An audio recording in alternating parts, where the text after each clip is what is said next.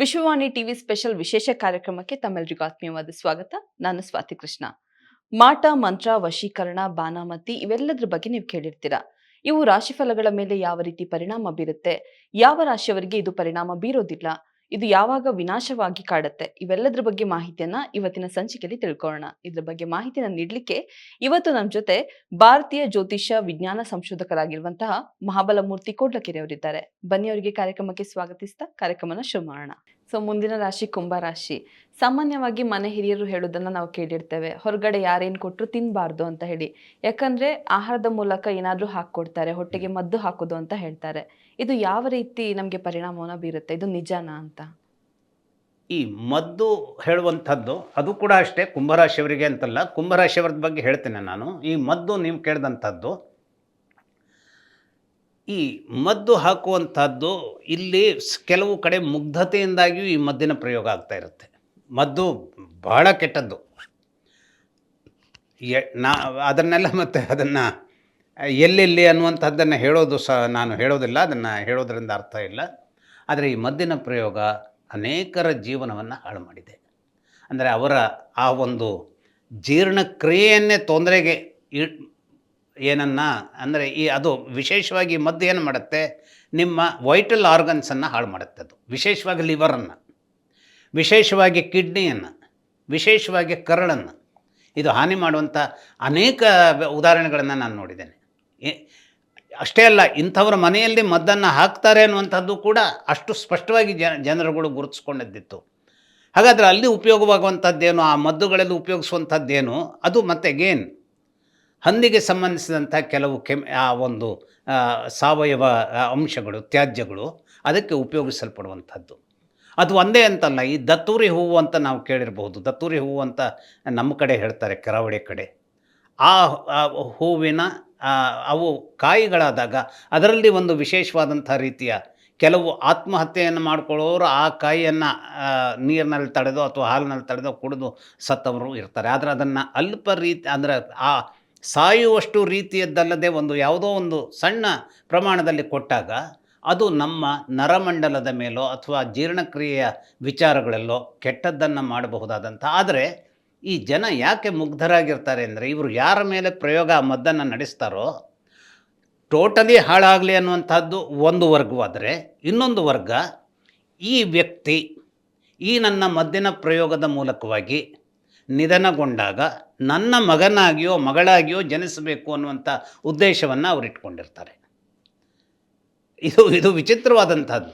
ಈ ಮದ್ದಿನಂತಹ ವಿಶೇಷ ಪ್ರಯೋಗವನ್ನು ನಡೆಸುವಂಥವರು ಅವರ ಒಳಗಿನ ಆರ್ದ್ರತೆ ಏನು ಅಂತಂದರೆ, ಈ ವ್ಯಕ್ತಿ ನನ್ನ ಸಂತಾನವಾಗಿ ಬರಬೇಕು. ಅದು ಯಾವಾಗ ಅದರ ಲಾಜಿಕ್ ಇಲ್ಲ ಅಲ್ಲಿ. ಈಗ ನನಗೆ ಎಷ್ಟು ವಯಸ್ಸಾಗಿದೆ, ಇವನೀಗ ಸತ್ತರೆ, ಇವಳು ಸತ್ತರೆ ಇನ್ನೆಷ್ಟು ವರ್ಷದ ನಂತರ ನನಗೆ ಮಗುವಾಗಿ ಬರುತ್ತೆ, ಇದೆಲ್ಲ ಲಾಜಿಕ್ ಇದ್ದರೆ ಇವರು ಮಾಡಲಿಕ್ಕೆ ಹೋಗಲ್ಲ. ಆದರೆ ಇಲ್ಲಿ ಈ ಮಾಟ ಮಂತ್ರಗಳ ವಿಚಾರದಲ್ಲಿ ಲಾಜಿಕ್ ಇಲ್ಲ ಅದಕ್ಕೆ. ಹಾಗೆ ಮಾಟ ಮಂತ್ರದ ವಿಚಾರಗಳಲ್ಲಿ ಎಲ್ಲವನ್ನು ಇದಮಿತ್ತಮ್ ಅಂತ ಇದು ಮಾಡಿದ ತಕ್ಷಣವೇ ಇದು ಆಗಿಬಿಡ್ತದೆ ಅಂತಲೂ ಹೇಳುವಂಥದ್ದು ಅಲ್ಲ. ಆದರೆ ಅವು ಕೆಲವು ಸಂದರ್ಭ ಬರಬೇಕು. ಈಗ ಒಬ್ಬರ ಜಾತಕದಲ್ಲಿ ಈಗ ಶ್ರೀದೇವಿ ಅಂಥವರ ಸಾವು ಆಯಿತು. ಆ ಶ್ರೀದೇವಿಯವರಂಥ ಸಾವಿನ ಸಂದರ್ಭದಲ್ಲಿ ಅಲ್ಲಿ ನಡೆಯುವಂತಹದ್ದೇನು, ನೇರವಾಗಿ ಚಂದ್ರನ ಪಾತ್ರ ಇದೆ. ಆದರೆ ಆ ಚಂದ್ರನಿಗೆ ನೆರವು ಕೊಡುವಂಥವನು ಇನ್ಯಾರೋ ಒಬ್ಬ ಮಂಗಳ ಇರ್ತಾನೆ, ಆ ಮಂಗಳನಿಗೆ ನೆರವು ಕೊಡುವಂಥವನು ಇನ್ನೊಂದೇ ಆಗಿರುತ್ತೆ. ಹಾಗೆ ಈ ಎಲ್ಲರೂ 3-4 ಗ್ರಹಗಳು ಸೇರಿಕೊಂಡಾಗ ಒಂದು ಆಗಬಾರದ ಘಟನೆ ಹೋಗುತ್ತೆ. ಅಂಥ ಒಂದು ಗಳಿಗೆ ನಿರ್ಮಾಣ ಆಯಿತು ಅನ್ನುವಂಥದ್ದು ಅವರ ಜಾತಕ ನೋಡಿದಾಗ ತಿಳಿಯುವಂಥದ್ದು. ನಾನೊಂದು ಉದಾಹರಣೆಯಾಗಿ ಅದನ್ನ ಹೇಳ್ತಾ ಇದ್ದೇನೆ. ಹಾಗೆಯೇ ಈ ಮಾಟ ಮಂತ್ರಗಳು ಕೂಡ ಆ ಎಲ್ಲ ರೀತಿಯ ಸಂಯೋಜನೆಗಳು ಜಾತಕದಲ್ಲಿ ಇದ್ದಾಗ ಆಗಲ್ಪಡ್ತದೆ. ಈ ಮದ್ದು ಹಾಕುವಂಥದ್ದು ನಿಜ, ಅದರಲ್ಲಿ ಪ್ರಶ್ನೆ ಇಲ್ಲ.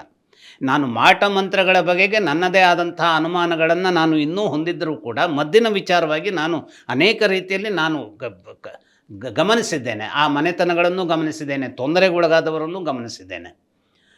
ಮಾಟ ಮಂತ್ರಗಳು ಸುಳ್ಳು ಅಂತಲ್ಲ, ಅಲ್ಲೂ ಇದೆ. ಆದರೆ ಅದು ಯಾವ ವಿಧಾನದಲ್ಲಿ, ಅದು ಯಾವಾಗ ಪರಿಪೂರ್ಣವಾಗಿ ಅದು ಅದು ಆ ಜಾತಕದ ಸಂದರ್ಭವನ್ನು ನೋಡಿದಾಗ ತಿಳಿಯುತ್ತೆ. ಹಾಗಾದರೆ ಮದ್ದಿನ ಸಂದರ್ಭದಲ್ಲಿ ಅವರ ನಂಬಿಕೆ ಒಮ್ಮೊಮ್ಮೆ ಹಾರ್ದಿಕವಾದ ನಂಬಿಕೆಯೂ ಇರುತ್ತೆ. ಅದು ಈ ವ್ಯಕ್ತಿ ನನ್ನ ಸಂತಾನವಾಗಿ ಬರಬೇಕು. ಆದರೆ ಅದು ಲಾಜಿಕಲಿ, ಯಾಕೆಂದರೆ ಅವರಿಗೆ ಇರುವಂತಹ ಬೌದ್ಧಿಕವಾದಂತಹ ಇದು ಏನೋ ಒಂದು ರೀತಿಯಾದ ತೊಂದರೆ ಇರೋದರಿಂದ ಅದನ್ನು ಮಾಡ್ತಾರೆ. ಆದರೆ ಮಾಡಿದ ಮೇಲೆ ವಿಚಿತ್ರವಾದಂಥ ಸಾಯುವುದೂ ಇಲ್ಲ, ಬದುಕುವುದೂ ಇಲ್ಲ ಅನ್ನುವಂಥ ಪರಿಸ್ಥಿತಿಯನ್ನು ಅನೇಕರು ಎದುರಿಸ್ತಾರೆ. ಈ ಕುಂಭರಾಶಿಯವರ ಮೇಲೆ ನೀವು ಕೇಳಿದ ರೀತಿಯಲ್ಲಿ ಕುಂಭರಾಶಿಯವರ ಮೇಲೆ ಪ್ರಯೋಗ ಆಗುವಂಥದ್ದು ಏನು ಅಂತಂದರೆ, ಕುಂಭ ಅಂದರೆ ಏನು, ಎಲ್ಲವೂ ತುಂಬಿಕೊಂಡಂಥ ಒಂದು ಕಲಶದ ಪಾತ್ರೆ. ಆದರೆ ಈ ಒಂದು ಕಬ್ಬಿಣದ ಪಾತ್ರೆಯ ಮೂಲಕವಾಗಿ ಈ ಕುಂಭರಾಶಿಯವರ ಒಂದು ಆ ಕಲಶದ ಚಿನ್ನದ ಕಲಶವನ್ನು ಹೊಂದಿರಬಹುದಾದಂತಹ ಕುಂಭವನ್ನು ಕಬ್ಬಿಣವನ್ನಾಗಿ ನಡೆಸುವಂಥ ರೀತಿಯ ವಿಚಾರವಾಗಿ ಏನು ತಾಂತ್ರಿಕ ಅದನ್ನು ನಡೆಸ್ತಾನೆ ಅಂತ ನಾವು ಕೇಳಲ್ಪಟ್ಟಿದ್ದು. ಹಾಗಾಗಿ ಇಂತಹ ಪಾತ್ರಗಳನ್ನು ಹಾಗಾದರೆ ಅವನು ಎಲ್ಲಿಂದ ಶೇಖರಿಸ್ತಾನೆ ನೋಡಿ. ಇದೇ ಯಾರು ಅವರ ವಿರುದ್ಧವಾಗಿ ಮಾಡ್ತಾರೋ ಈ ವ್ಯಕ್ತಿಯು ಸೇವಿಸಬಹುದಾದಂತಹ ಆಹಾರ ಪದಾರ್ಥಗಳು ಯಾವ ಒಂದು, ಅದಕ್ಕೆ ಈ ಕಬ್ಬಿಣ ಅಂದರೆ ಸ್ಟೀಲ್ ಆದರೂ ಆಗ್ಬೋದು, ಆ ಸ್ಟೀಲಿನ ಒಂದು ಕಪ್ಪನ್ನು ಅಥವಾ ಬಟ್ಟಲನ್ನು ಅವರು ಅದನ್ನು ನಿರೀಕ್ಷೆ ಮಾಡ್ತಾರೆ. ಅವುಗಳ ಮೂಲಕವಾಗಿ ಆ ತಂತ್ರವನ್ನು ಅವರು ಏನು ಮಾಡ್ತಾರೆ, ರೂಪಿಸ್ತಾರೆ. ಹಾಗಾದರೆ ಒಂದು ಕಬ್ಬಿಣದ ಅಥವಾ ಸ್ಟೀಲ್, ಕಬ್ಬಿಣ ಅಂತಂದರೆ ಇಲ್ಲಿ ಕಬ್ಬಿಣ ಅಂತಲೇ ಅಲ್ಲ, ಸ್ಟೀಲಿನ ಮೂಲಕವಾಗಿ ಇಂತಹ ತಂತ್ರಗಳು ನಡೆಯಲು ಪಡುತ್ತವೆ ಅಂತ ಕೇಳಿದರೆ ಅದು ನಡೆಯುತ್ತೆ. ಆದರೆ ನಡೆಯುತ್ತೆ ಅಂತ ಹೇಳುವಾಗ ಮತ್ತೆಗೇನು ಉಳಿದ ರಾಶಿಗಳಿಗೆ ಹೇಳಿದ ಹಾಗೆ ಆ ಒಂದು ಸಂದರ್ಭದ ವಿಚಾರ ಅಂದರೆ ಕಾಗೆ ಕೂರುವುದಕ್ಕೂ ಮತ್ತು ಇದು ಏನು ಮರದ ಇದು ಏನು ಟೊಂಗೆ ಮುರಿಯೋದಕ್ಕೂ ಕೂಡಿ ಬರಬೇಕು. ಆದರೆ ಅದು ಕಾಕತಾಳೀಯ ನ್ಯಾಯದಂತೆ ಕೂಡಿ ಬರುವಂಥದ್ದಲ್ಲ, ಕೂಡಿ ಬರುತ್ತೆ, ಜಾತಕದಲ್ಲಿ ಕೂಡಿ ಬರುತ್ತೆ. ಆ ಕೂಡಿ ಬಂದಾಗ ಆ ಒಂದು ಸಂದರ್ಭ ಅದು ನೆರವೇರುತ್ತೆ. ಯಾಕೆಂತಂದರೆ ಅನೇಕರು ಪಡಿಪಾಟಲುಗಳನ್ನು ಅನುಭವಿಸುವಂಥ ರೀತಿ ಹೇಗಿರುತ್ತೆ ಅಂದರೆ ಅದನ್ನು ಸಹಿಸ್ಕೊಳ್ಬಹುದಾದಂಥ ಶಕ್ತಿಯನ್ನು ಅವನು ಹೊಂದಿರ್ತಾನೆ.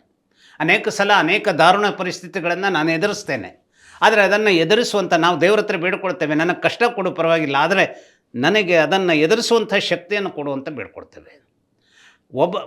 ಹಲವು ಸಂದರ್ಭಗಳಲ್ಲಿ ಎದುರಿಸುವಂಥ ಶಕ್ತಿ ಯಾವ ಕಾರಣಕ್ಕೂ ಅದನ್ನು ನಾವು ಸೃಷ್ಟಿ ಮಾಡಿಕೊಳ್ಳೋಕ್ಕೆ ಸಾಧ್ಯವೇ ಆಗೋದಿಲ್ಲ.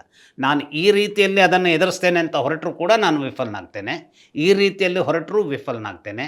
ಅಂತಹ ರೀತಿಯ ಸಂದರ್ಭಗಳು ಜಾತಕದಲ್ಲಿ ಇದ್ದಿರುತ್ತೆ. ಆ ಸಂದರ್ಭದಲ್ಲಿ ಈ ಒಂದು ವಿಚಾರ ಏನಾಗುತ್ತೆ, ಕಬ್ಬಿಣದ ಮೂಲಕವಾಗಿಯೇ ಕುಂಭರಾಶಿಯವರನ್ನು ಡಿಟರ್ ಮಾಡುವಂಥ ಅಥವಾ ಶೇಕ್ ಮಾಡುವಂಥ ಕೆಲವು ಸಂದರ್ಭಗಳು ನಿರ್ಮಾಣ ಆಗುತ್ತೆ. ಅದರಲ್ಲಿ ಹಾಗಾಗಿ ಮಾಟ ಮಂತ್ರದ ಆ ತಾಂತ್ರಿಕರು ಅದರಲ್ಲಿ ಸಫಲರಾಗ್ತಾರೆ. ಇದೇ ರೀತಿ ಇಂಟ್ರೆಸ್ಟಿಂಗ್ ವಿಡಿಯೋಗಾಗಿ ವಿಶ್ವವಾಣಿ ಟಿವಿ ಸ್ಪೆಷಲ್ ಯೂಟ್ಯೂಬ್ ಚಾನಲ್ನ ಸಬ್ಸ್ಕ್ರೈಬ್ ಆಗಿ. ಈ ವಿಡಿಯೋ ನಿಮ್ಗೆ ಇಷ್ಟ ಆದರೆ ಶೇರ್ ಮಾಡಿ, ಲೈಕ್ ಮಾಡಿ, ಫಾಲೋ ಮಾಡಿ. ಧನ್ಯವಾದಗಳು.